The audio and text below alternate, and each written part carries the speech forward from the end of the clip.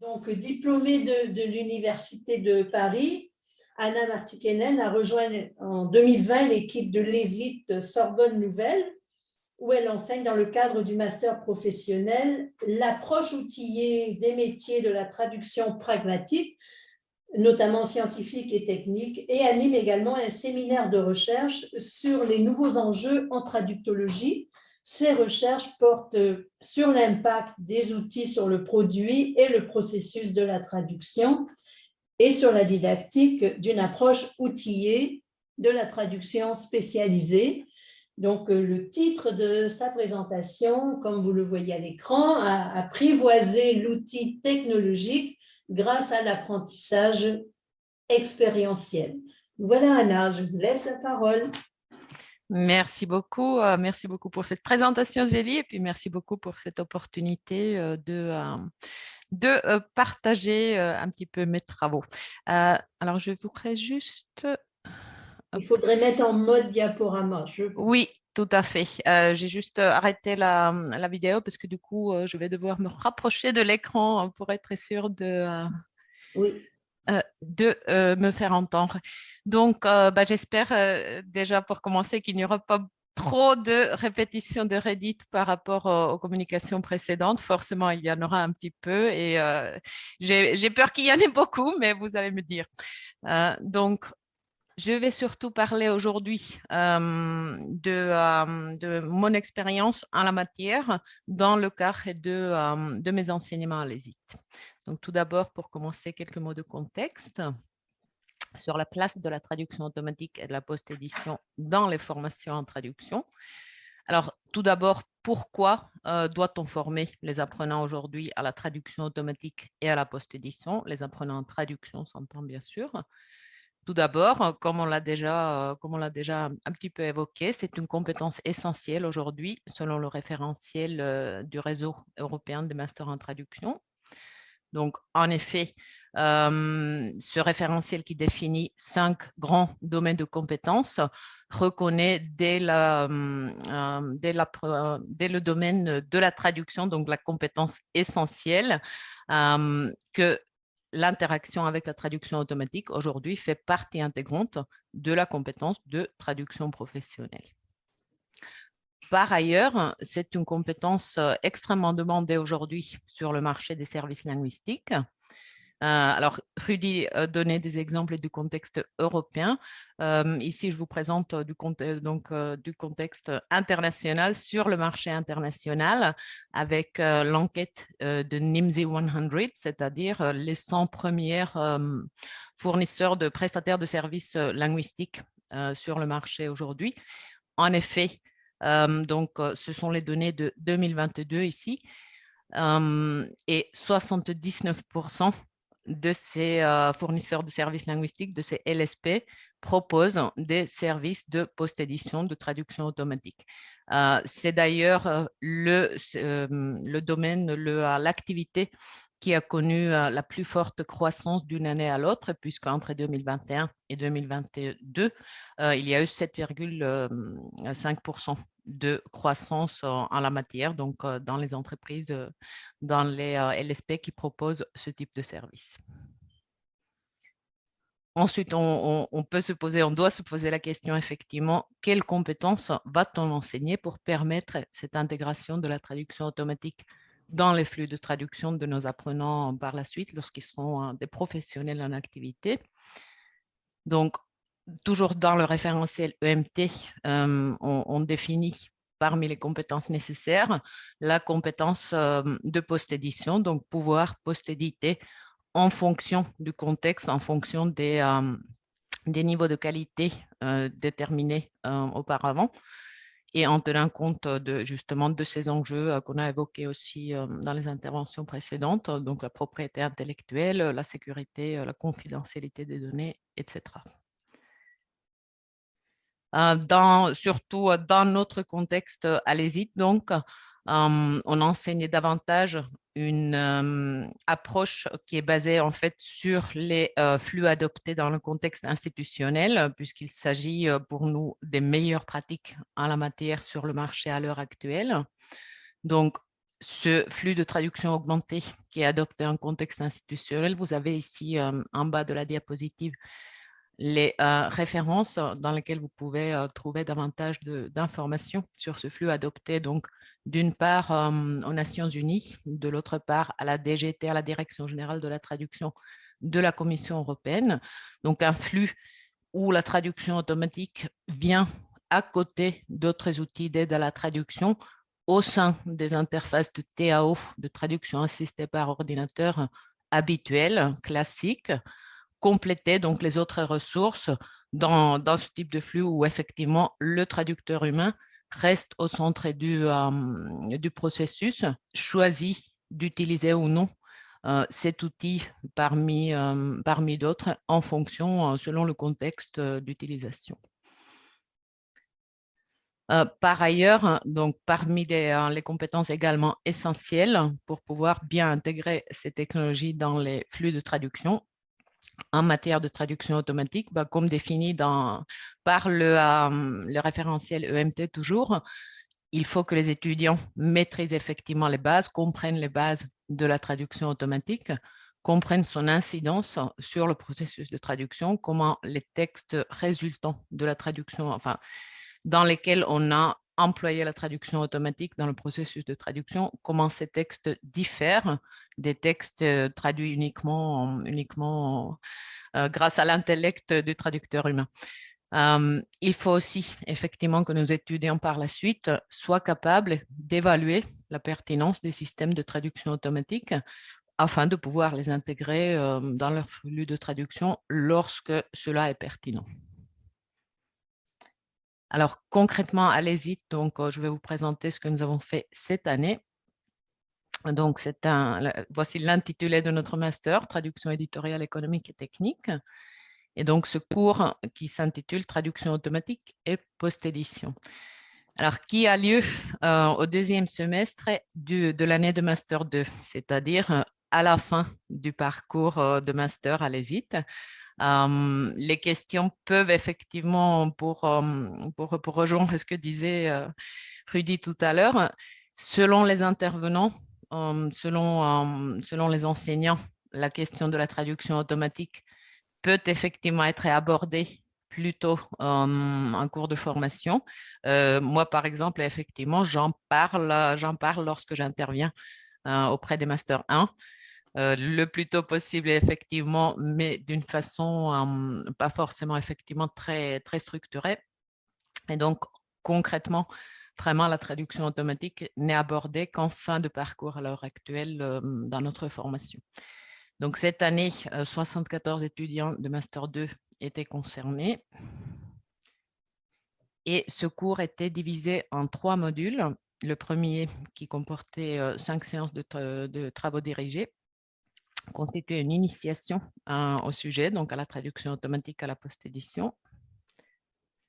Le second module, qui était pris en charge par une collègue, Susanna Fiorini, cette année, consistait justement à l'apprentissage de ce flux de traduction augmentée basé sur les meilleures pratiques sur le marché des services linguistiques. Et enfin, un troisième module d'approfondissement cette fois-ci via des projets de recherche, enfin des projets en groupe, dont je vais parler tout à l'heure un petit peu plus. Alors donc, cette approche expérientielle et collaborative, alors déjà, pourquoi la mettre en pratique dans les cours de traduction automatique? Alors, on l'a déjà évoqué dans les interventions précédentes. Effectivement, les outils de traduction automatique aujourd'hui sont en évolution constante et très, très rapide. Lorsque on s'en est tous rendu compte lorsque on a pris donc des exemples, par exemple, à utiliser en cours. D'une année à l'autre, on remet à jour nos exemples et on vérifie. En fait, on voit par exemple que le moteur de traduction automatique DeepL, pour ne pas le nommer par exemple, en fait, produit des solutions tout à fait différentes, par exemple, de ce qu'on avait la fois précédente. D'ailleurs, Rudy le disait, on s'en rend compte parfois lorsque, par exemple, on fait traduire une phrase ou alors un texte où figure la même phrase. le résultat n'est pas forcément le même. DeepL aujourd'hui, lorsqu'on lui donne une phrase, si on lui donne la même phrase juste après, le moteur partira du principe que la traduction proposée n'était pas satisfaisante et donc va proposer une traduction différente en fait directement pour la même phrase par exemple. Donc ces technologies évoluent très très rapidement, ce qui nous amène à nous interroger sur la pertinence de ces référentiels existants dont j'ai évoqué le référentiel EMT par exemple, tant dans la formation que donc par la suite dans la pratique professionnelle de nos apprenants futurs diplômés. Notamment, par exemple, à nouveau, Rudy l'a évoqué, la préédition. Concrètement, les traducteurs se trouvent assez rarement en position de pouvoir intervenir en amont sur les textes sources. On peut se poser des questions, on doit se poser la question sur la pertinence des flux de post-édition pure, justement, par opposition à ces flux de traduction augmentée dans lesquels la traduction automatique est un outil parmi d'autres. On se pose aussi la question sur la pertinence de ces niveaux de post-édition qui, pour l'instant, dans tous les référentiels, qu'il s'agisse de la norme ISO sur la post-édition ou qu'il s'agisse du référentiel EMT, ou encore de la présentation de cette activité par la Société française des traducteurs, par exemple. Il est toujours question de ces différents niveaux de post-édition. Or, notamment, la post-édition dite rapide, légère, superficielle, selon le contexte, est aujourd'hui assez remise en question dans le sens où la traduction automatique neuronale est aujourd'hui en mesure de répondre en grande partie à ces besoins qui pouvaient exister encore il y a quelques années, c'est-à-dire une traduction pour saisir le sens essentiel d'un message, par exemple. Et il s'avère qu'aujourd'hui, effectivement, sur le marché, c'est surtout une post-édition complète, intégrale, qualité publiable, qui est demandée majoritairement. Donc, on peut se poser la question sur la pertinence des référentiels en la matière, de même qu'on peut se poser la question sur la pertinence de présenter à nos apprenants des grilles d'évaluation de la traduction automatique qui existent, dont il existe bien sûr plusieurs, ou encore sur les erreurs typiques de la traduction automatique, par exemple, étant donné que ces erreurs, si ça se trouve, 6 mois après, on ne les rencontrera plus, ça sera d'autres erreurs, d'autres choses qui vont poser problème au moteur de traduction automatique neuronale. Donc, pour répondre à cette problématique, on peut mettre en place des apprentissages dynamiques. Donc, d'une part, expérientiel, c'est-à-dire un apprentissage par la pratique concrète, par la mise en situation des apprenants. Des apprentissages collaboratifs qui permettent donc un apprentissage entre pairs et qui permettent le développement de compétences interpersonnelles par la même occasion. Et enfin, des apprentissages hybrides combinant le présentiel et le distanciel pour encourager notamment la collaboration à distance. Alors, parmi les plateformes utilisées, par exemple, cette année, on a donc proposé Moodle et Google Docs pour justement pouvoir permettre en dehors des séances de cours, collaborer et préparer donc ainsi les étudiants aux nouvelles pratiques qui se sont renforcées bien sûr en raison de la pandémie.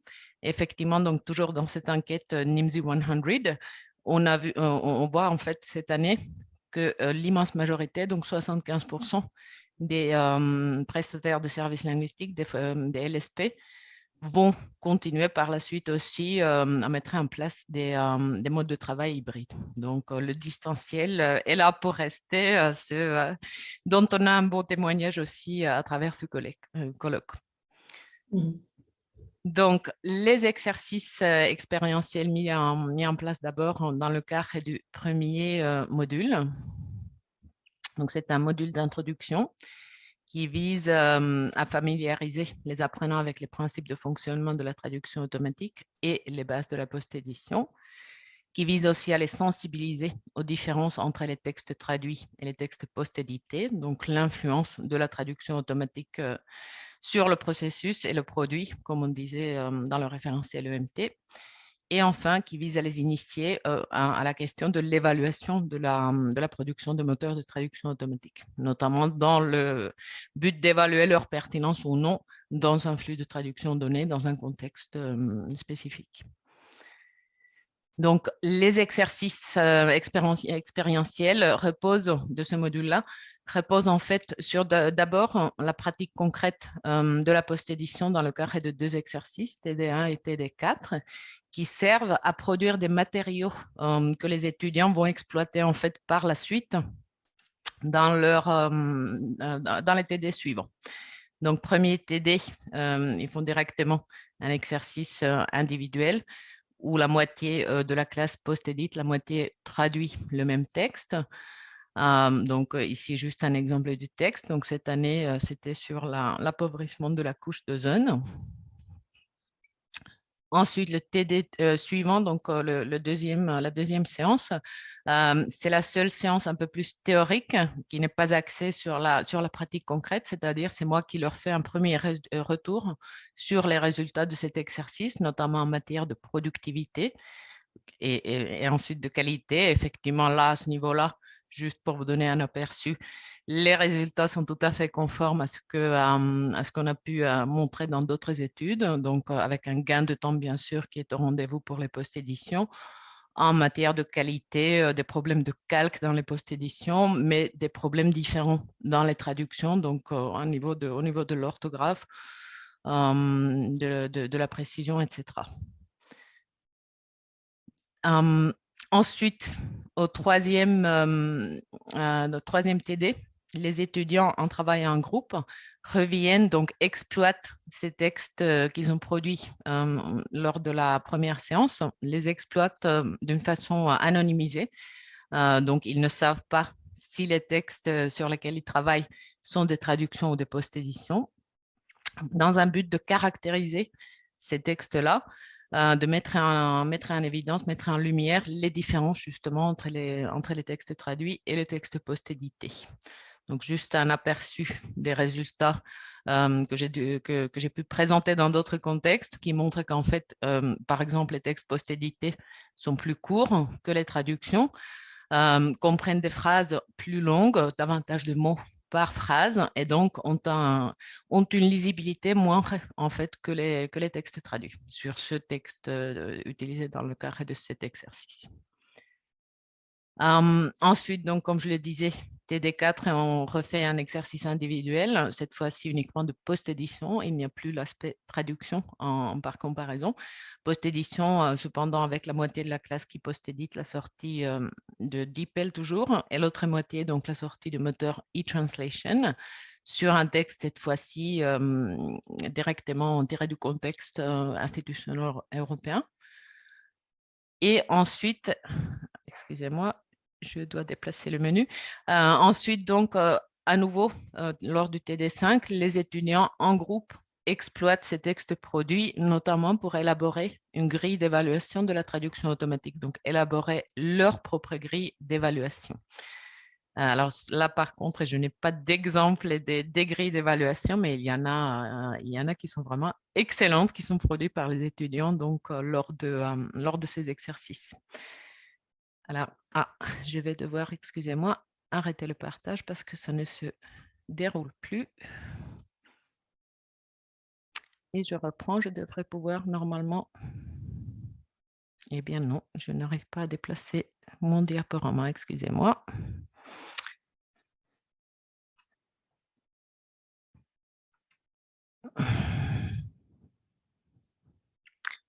Alors, je pense que là, ça devrait aller.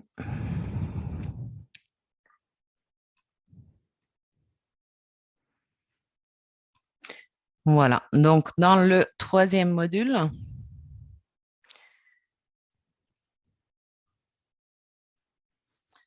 en principe, si vous pouvez juste me confirmer qu'a priori, ça continue à dérouler là. On est dans le troisième module.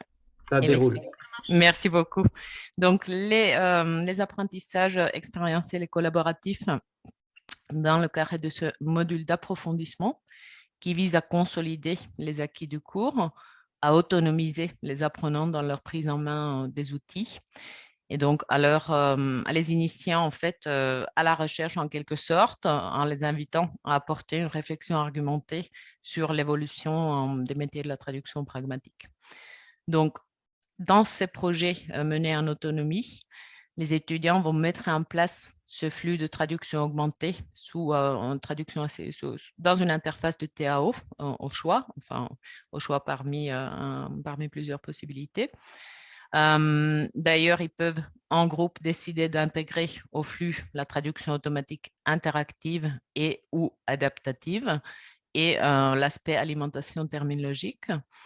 Donc, juste pour donner un aperçu des outils parmi les interfaces de TAO, on peut utiliser Trados dans ces projets avec son moteur de traduction automatique Language Weaver. On peut utiliser MemSource, WordFast Anywhere, avec à nouveau un moteur de traduction automatique intégré. On peut donc y intégrer la traduction interactive avec Lilt, la traduction adaptative avec ModernMT, enfin interactive et adaptative pour ce qui est de Lilt, adaptative pour ModernMT, on pourra revenir sur la définition des deux après au besoin. Et enfin, l'alimentation terminologique avec le moteur DeepL qui le permet aujourd'hui. Dans le cadre de ce projet, les étudiants peuvent librement choisir leur combinaison linguistique. Dans le premier module, tous les exercices étaient dans la paire de langues anglais-français.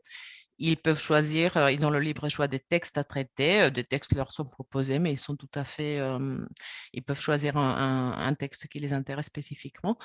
Et ils ont également le choix de la répartition des rôles à l'intérieur du groupe. L'évaluation dans le cadre de ce troisième module se fait sur dossier et donc on n'évalue pas la traduction produite par le groupe, puisque effectivement, par exemple, la combinaison linguistique, elle peut comporter des langues que je ne maîtrise pas du tout. Je les évalue donc dans le cadre de ces projets sur leur description, leur analyse du projet réalisé, donc le flux mis en place, la qualité des outils choisis, ça peut être l'outil de TAO, l'outil de TA bien sûr en premier lieu aussi, la gestion du projet, les compétences interpersonnelles développées, etc. Donc, pour conclure, les apports de ce type d'approche basée sur l'expérience concrète, les exercices très, très concrets de pratique de ces différents aspects, de cette approche également beaucoup axée sur la collaboration. C'est d'abord de pouvoir répondre à ce besoin d'évolution constante des outils et des pratiques enseignées, d'autonomiser les apprenants aussi dans leur prise en main de l'outil technologique par la suite et le développement des compétences interpersonnelles. Quelques limites potentielles cependant de ce type d'approche dans la formation. Bien sûr, elle demande une grande autonomie de la part des apprenants. Ils ne sont pas tous forcément en mesure de travailler en autonomie d'une façon suffisamment étendue. Et elle nécessite bien sûr aussi une implication volontaire des apprenants, notamment pour les travaux en groupe, c'est-à-dire il faut qu'effectivement tous les membres du groupe soient volontaires pour travailler, pour apporter leur pierre à l'édifice. Voilà, je ne sais pas si j'ai beaucoup débordé. Je vous remercie donc pour votre attention et puis je remercie surtout mes étudiants de cette année pour leur contribution à travers ces travaux.